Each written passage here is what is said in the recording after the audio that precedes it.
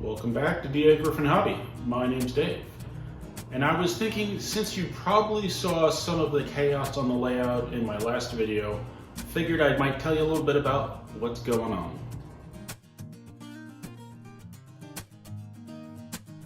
I don't usually do any sort of personal updates on here, but I thought I'd let you all know what was going on. I had COVID a month or so ago, and it's still kicking my butt. I have a hard time breathing, and I'm very fatigued. So if I'm not responding to comments or interacting the way I usually do, that's why. Everything seems to be fine. It's just taking me a little while to get things done. But regardless, onward, upward, let's check out the layout. Well, I was sitting out here watching trains go in a circle because that was about all I had the energy to do. And I decided that I didn't really like this whole side of the layout. There were aspects of it I liked, like my arch under bridge, I love that thing. But it was too shallow a lot of the places. Like the viaduct was too far out and kind of eliminated the possibility to do anything with this part of the layout. It started with me putting the viaduct back a little bit so that instead of being in front of the two rear tracks, it was in between them. And that actually opens up a lot of space, at least visually. And that was important to me because I wanted it to feel bigger. And I felt like the viaduct out further, it was just making everything too cramped. So once I moved that back, I started kind of reimagining this side of the layout. In the whole middle section of the layout between the two ends where the tracks turn, it's kind of been up in the air, which is why everything's still pink, because I hadn't really been ready to commit to anything, because it was just something was nagging me about it. And I think that thing that was nagging me was the lack of depth. So I started moving stuff around, and after I moved the viaduct back, I went back to the idea that I had initially that the upper loop should cross the lower loops. I just figured it might be a little bit more visually interesting. So I started looking at this spot here and was trying to figure out how I could get the bridges to cross the track in such a way that it would look the way I wanted it to, and not cause me to have to do any more odd ground structures than I had to. And this is what I ended up with, is these two bridges. I'll support it in the middle with a concrete, I don't know what the actual term is for that, support. And then this end, I will redo some of this rock work here to support the bridge. On the other side, I'm less sure of what's happening, but most likely a bit of mountain will be here, a tunnel for the lower loops, and then this will come over and then go towards the other end on kind of a dual track viaduct.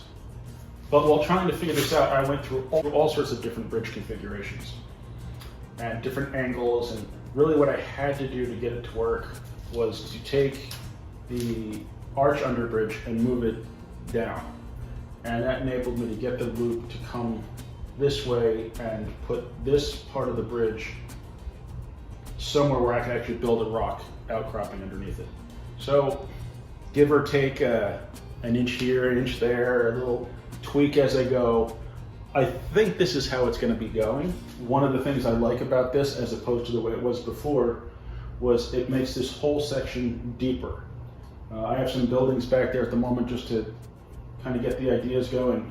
I don't know that I will put buildings back there, maybe one or two, but not any more than that, and then build upwards to kind of get the mountain going up, I think, because it's going to make it very hard to get to the tracks back there. So I'm to the point where I'm pretty sure I'm cutting through that wall so that I have access, but I don't know, we'll get to that at some point. But just as it is, this change makes this whole section deeper, which I like, and then it also adds depth to the front, where I still don't know what I'm doing with that, but it opens up the possibility to do a couple of buildings in a street, where before it was just too shallow. I'm not sure if I'm going to keep these sections that I carved out for the arch under bridge, if I'm going to start over, I did shorten the other side of it to fit, but it's just easier, it's been easier to adjust everything without both sides in there. But it's entirely possible I'll just redo the middle section here and just completely carve it new. I figure the steps I need to take are nail down exactly where the track is in the back so it doesn't have any obstructions, set the curve around the upper loop so that I know exactly where this bridge is going to be. And then once I do, I can add the layers of foam and start carving that up until this point to support this end of the bridge. And then I guess figure out exactly where the tracks are going to come across this way and meet up to the back. And if that gets me to the point of putting some sort of structure here, some sort of ground structure here, that would be pretty good. And after that's done, I can figure out this part of the layout and the viaduct, if I'm going to use the viaduct, if I'm going to do something else. And I build the ground up to hide the back two tracks, which I've thought of. I've also thought of hiding the rearmost track, but not the second one. I don't know. It's going to evolve how it evolves. So I guess I'm in a state of flux here with the layout, which is fine because this is one of the most enjoyable parts of it for me. But after I get that kind of figured out, then I can keep going up, and that's exciting to me. So I got to hold on to that. So what do you think of the bridges? Would you like the extra depth? Let me know your thoughts. I'd love to hear what you've got to say about it. So that's about all the talking I can do. I'm a little winded and need to sit down, but I'm excited for where this is going. I've felt stuck with the whole upper loop for quite some time, so I'm glad to have a little inspiration behind it. And hopefully I'll start feeling better and I can actually put in some actual work, which would be fantastic. In the meantime, let's check out some trains.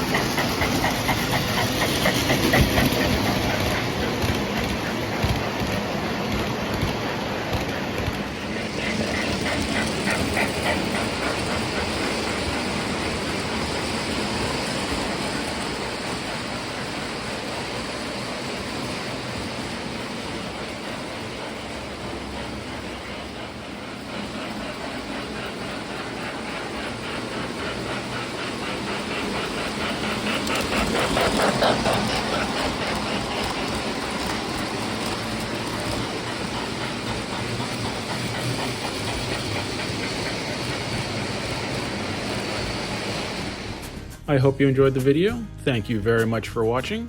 Please remember to like, comment, subscribe, and I'll see you next time on Dagryffyn Hobby.